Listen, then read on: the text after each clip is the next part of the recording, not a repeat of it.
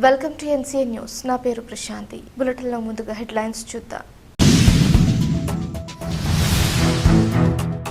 నిడదవోలులో భారీ చిట్టి మోసం, కోట్లతో మహిళ పరారీ, కన్నీరు మున్నీరైన నిడదవోలు ప్రజలు.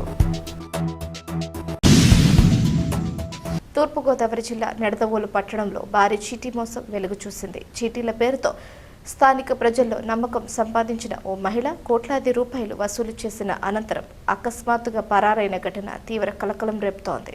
ఈ వ్యవహారంలో మోసపోయామని ఆరోపిస్తున్న పలువురు బాధితులు పోలీసులను ఆశ్రయించి ఫిర్యాదు చేశారు. స్థానికుల కథనం ప్రకారం కొంతకాలంగా అనధికారికంగా చీటీల నిర్వహణ జరుగుతుండగా సంబంధిత మహిళ అధిక లాభాలు, నమ్మకమైన చెల్లింపులు ఉంటాయని చెప్పి పలువురిని చీటీల్లో చేర్పించింది.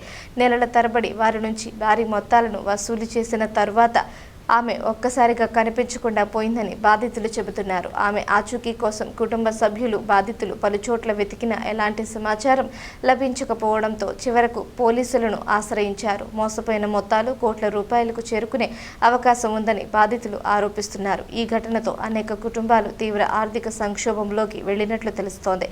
కొందరు కుమార్తెల వివాహాల కోసం, మరికొందరు వైద్య అవసరాల కోసం, ఇంకొందరు జీవితాంతం కష్టపడి కూడబెట్టుకున్న పొదుపులను ఈ చీటీల్లో పెట్టుబడి పెట్టామని వాపోతున్నారు.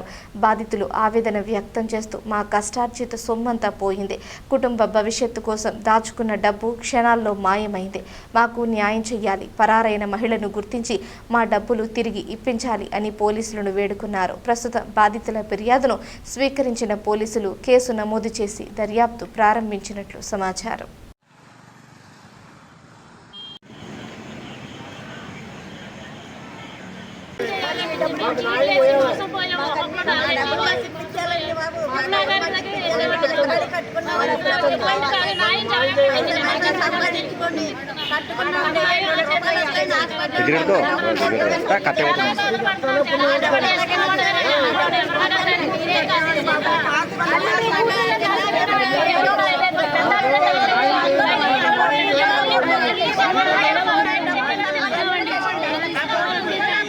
నా పేరు కుమారి అండి. చీట్లు వేసినప్పుడు పేరు తిరుమల అండి, మెరకలపల్లి తిరుమల అండి. నేను 4 చీట్లు వేసానండి, 2 సంవత్సరాల చీట్లు. ఒక చీటీ పాడాను మన ఫస్ట్ తారీఖుని, 20 తారీఖున తెచ్చిస్తానంది. నాకు శుక్రవారం వచ్చి ఆదివారం తెచ్చిస్తే వెళ్ళిపోతానమ్మా అని అందండి. శుక్రవారం 11ంటికి మా ఇంటికి వచ్చి అన్ని లెక్కలన్నీ వేసిందండి. నేను అయితే 3 చీట్లు కూడా పాడలేదండి. ఇంకా 7 చీట్లు ఉన్నాయి, 13 చీట్లు కట్టానండి. నా పిల్ల పెళ్లి కానీ దాచుకున్నానండి. నన్నేమో నాశనం చేసి వెళ్ళిందండి. నాకు మీరు ఎలా అయినా న్యాయం చేయాలి. పోలీస్ స్టేషన్ చుట్టూ నిన్నటి నుంచి మేము తిండి తిప్పలేక తిరుగుతున్నాం. ఇప్పుడు ఎలా న్యాయం చేయాలండి? వాళ్ళు ఇప్పుడు వచ్చే ఎస్ఐ గారు మాకు ఇది అవ్వలేదు, అందుకని మీడియాకి వచ్చామండి. మేము 2 సీట్ల డబ్బులు ఆవిడ దగ్గర, 4 లక్షలు ఆవిడ దగ్గర ఉన్నాయి. నాకు రేపు 26వ తారీఖున ఇస్తానని చెప్పి మీరు లక్షవారం మన వెళ్తే 26వ తారీఖు ఇచ్చేస్తానందండి. అన్నది శనివారం వెళ్ళిపోయిందని తెలిసిందండి. మా అమ్మ కన్ను ఆపరేషన్ చేయించాలని అంటే ఇచ్చేస్తాను, ఎంత లేదు ఇచ్చేస్తాను అందండి. ఇప్పుడు అడ్రస్ లేదండి. మా అమ్మకి 2 కళ్ళు ఆపరేషన్కి 1,00,000 రూపాయలు అవుద్దన్నారండి. కనీసం 1,00,000 రూపాయలు అప్పచెప్పండి పోని ఉన్నాయి తనంటే ఎంత లేదు ఇచ్చేస్తానందండి. నేను శనివారం తెలిసిన కాడి నుంచి తిండి లేదు, తిప్పలేదు. ఆవిడ కోసం మేము అదే నల్లుడి దగ్గరికి వస్తే ఇచ్చేస్తామమ్మా ఇచ్చేస్తామంటున్నారండి. దాసింది వాళ్ళేనండి, ఇచ్చేస్తామని అంటున్నారు కానండి ఎప్పుడు ఇస్తాము ఏంటని చెప్పట్లేదు. దాసింది వాళ్ళేనండి. కొడుకుల కూతుర్లకి అల్లులకి తప్పించి ఎవరికి పెట్టుకోలేదండి. వాళ్ళు మాకు తెలియదు అంటున్నారండి. మీరు ఈ రొబ్బంది ఎవరికి ఎట్టిందండి? మరి ఏం చేసింది? కూతుర్లు తినకపోయి అల్లులు తినకపోయి ఈ రూపాయి అంతా ఎవరికి ఎట్టిందండి? 50 మంది 70 మంది సీట్లు కట్టిన వాళ్ళు అల్లు లక్షలు నేడుతున్నారు. ఇక్కడ ఎవరికి డబ్బులు ఇవ్వలేదండి, ఎవరికి పాటలు ఇవ్వలేదండి. దొంగతనంగా ఫోన్లు చేసి చీటి పాడేసారని అబద్ధాలు ఆడేది ఫోన్ల ద్వారా కానీ నమ్మి మేము వేసామండి. ఇక్కడ 20 సంవత్సరాల నుంచి కట్టిన వాళ్ళు 8 సంవత్సరాల నుంచి కడుతున్నానండి. మమ్మల్ని ఈసారి ఎలా దెబ్బ చేసేసింది. మాకు 4 లక్షల డబ్బులు వస్తాయండి ఆవిడ దగ్గర నుంచి. మాకు న్యాయం చేయండి. మా అమ్మ కన్ను ఆపరేషన్ చేయించాలి. మా అమ్మకు తెలియదు, తెలిస్తే నన్ను బతకనివ్వదు. ఏం చేస్తారని ఈడే ముందుకు వచ్చి బతిమాలుకుంటున్నానండి. మా డబ్బులు మాకు ఇప్పించండి. ఏం చేయాలో కూడా మాకు తోయట్లేదండి. దిగ్గజమని లేక కూలి పనులు చేసుకొని ఏదో అక్కడికి వస్తుంది జగనిచ్చిన ఇల్లు ఉంది బాగు చేసుకుందామని కడుపు కట్టుకుని అడుగు దగ్గరెట్టామండి. మమ్మల్ని ఇలా దెబ్బ చేసింది. మా బాధ అర్థం చేసుకుని మాకు న్యాయం చేయండి. ఎవరికి చెప్పుకోలే కూడా తెలియట్లేదు మా బాధ. ఎవరికి చెప్పినా ఎవరు ఆలోచించట్లేదండి. మమ్మల్ని అర్థం చేసుకుని మా బాధ కదా చూడండి.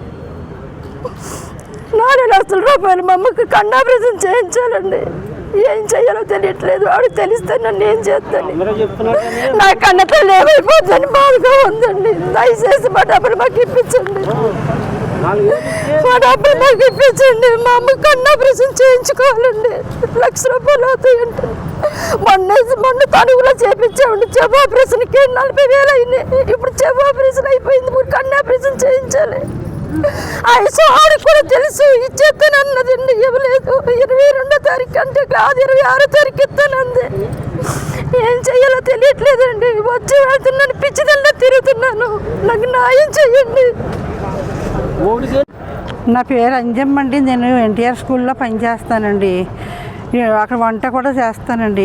నేను 3 సంవత్సరాల నుంచి వేస్తున్నానండి. సీట్లు వేస్తుంటే ఇచ్చేస్తుందండి, దగ్గర 50,000 వేస్తుంటే 2 సార్లు వేసానండి. 2 సార్లు బాగానే ఇచ్చేసిందండి. ఈసారి ఏం చేశానంటే అండి, నాకు పెద్దదాన్ని అయిపోయాను కదా, మందులు వాటికి అవసరం వస్తాయి, కొద్దిగా 1,00,000 రూపాయలు సీటు వేసుకుంటే ఏ బ్యాంకులోనే వేసుకోవచ్చు, ఈ పింఛన్ డబ్బులు వడ్డీ డబ్బులు దేనికో దానికి వస్తాయని వేసానండి. 1,50,000 రూపాయలు సీటు వేస్తే మొన్న 3 రోజుల క్రితం ఫోన్ చేసిందండి. ఫోన్ చేసి అమ్మ 20వ తారీఖు వచ్చేస్తుంది, సీటు ఎత్తలేదు, డబ్బులు ఇవ్వలేదు ఏంటని అడిగిందండి. అడిగితే ఇంకా డబ్బులు అందలేదమ్మా, అందుకని ఇచ్చేస్తానమ్మా, కంగారు పడకని చెప్పానండి. శుక్రవారం నాడు పొద్దునే ఫోన్ చేసిందండి, నాకు డబ్బులు ఇవ్వలేదు ఏంటమ్మా, సీటు ఎత్తాలి కదా అని. ఇస్తానమ్మా, నేను ఇంకా డబ్బులు రాలేదు, జీతం రాలేదమ్మా, వచ్చాక ఇస్తాను అని చెప్పానండి. ప్రతి నెల అలా చెప్తుందండి. నేనేమో డబ్బులు పట్టుకెళ్ళి ఇచ్చేస్తున్నాను, కానీ నేను అడుగుతలేదు. మొన్న సీటీ పాడతానమ్మా అంటే, ఇప్పుడు అప్పుడే ఎందుకండి, మీకు ఖర్చులు లేవు కదా, బ్యాంకులో వేసుకుంటాక అంటున్నారు కదా, అప్పుడే ఎందుకమ్మా పాడొద్దులే, లాస్ట్ని తీసుకుంది కానీ అని చెప్పిందండి. సరేలే అయితే అని చెప్పేసి నేను అనుకున్నానండి, కానీ ఇంత ఇదవుతుందని అనుకోలేదండి అసలు.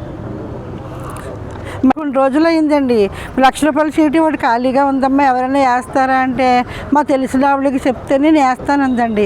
5 నెలలు అయిందని చెప్పి 5 నెలలకి 21,000 రూపాయలు పాపం ఆవిడ దగ్గర తీసుకుందండి. నా ద్వారా 11 రోజులు అయిందండి తీసుకొని, 21,000 తీసుకుందండి. కొత్త సీటు కలుపుతున్నాను, 5 సీట్లు అయిపోయినాయి, 5 సీట్లు కలిపి 21,000 కట్టాలని చెప్పి తీసుకుందండి. అది నా చేతులతో నేనే ఆవిడ దగ్గర నుంచి పట్టుకొచ్చి ఇచ్చానండి ఆవిడకి. ఇప్పుడు వాళ్ళు కూడా నన్ను ఇప్పుడు వాళ్ళు 21,000 నాకు ఇమ్మని అప్పుడు రాత్రి నుంచి పీకేస్తుందండి. రాత్రి నుంచి అడుగుతుంది, నీకే ఇచ్చాను నేను 21,000 నాకు ఇవ్వండి అని చెప్పి. ఇప్పుడు అదొకటి బాధ అండి నాకు. 1,50,000 నేను పెద్ద వయసు వచ్చేసింది కదా, ఏ బ్యాంకులోనే వేసుకోవచ్చని ఎంతో కష్టపడి కట్టుకుంటున్నానండి. నేను ఎంత కష్టపడి కట్టుకుంటున్నానండి. మాకు ఎవరు చేసినా మాకు న్యాయం చేస్తారని మేము ఇక్కడికి వచ్చామండి. అందరమేని చాలామంది పిల్లల కోసం, పిల్లలకి ఏయోటి చేసుకోవాలని ఎన్నో బాధలు పడి కట్టుకుంటున్నామండి సీట్లు. మాకు అందరికీ న్యాయం చేస్తారని మేము మీ ముందుకు వచ్చామండి. మాకు మీరే న్యాయం చేయమని అడుగుతున్నామండి.